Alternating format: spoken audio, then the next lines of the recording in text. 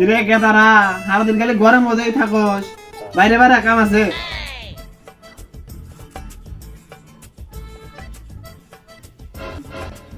কি কও?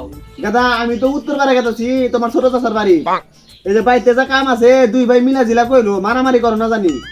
এই যে তুমি এই যে ঘাস টিকাইটা গরুর উড়ে দিও, আর তুমি যাই ছাগল করে চড়াই দিয়ে দিয়েছো, যা আছে কাজ কাম সব খুঁটা খুঁটা কইলো।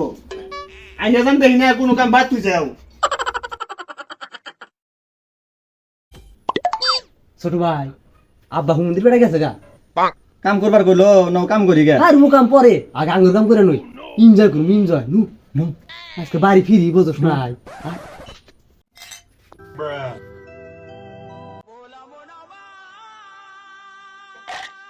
দিল পিরিতের বেড়া লিচুর বাগানে কমলার বাগানে সৈগ কমলার বাগানে। এহে জমির দলিল লইতে না থিয়েছি, যেটা দরকার হলে থিয়েছি।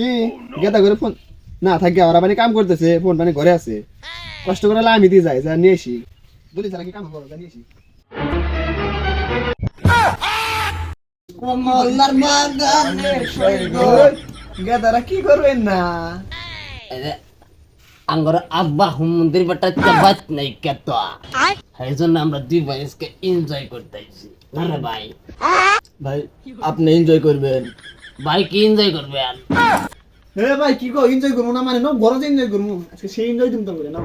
আব্বা বল ভাই এনজয়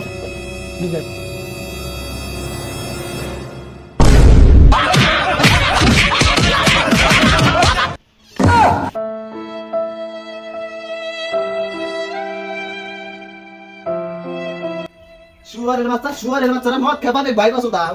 বান্দির বাচ্চারা আমি বাচ্চা গেলাম বি, আমি বাইতে না ধরি তো ভেন্না করে বেড়াও।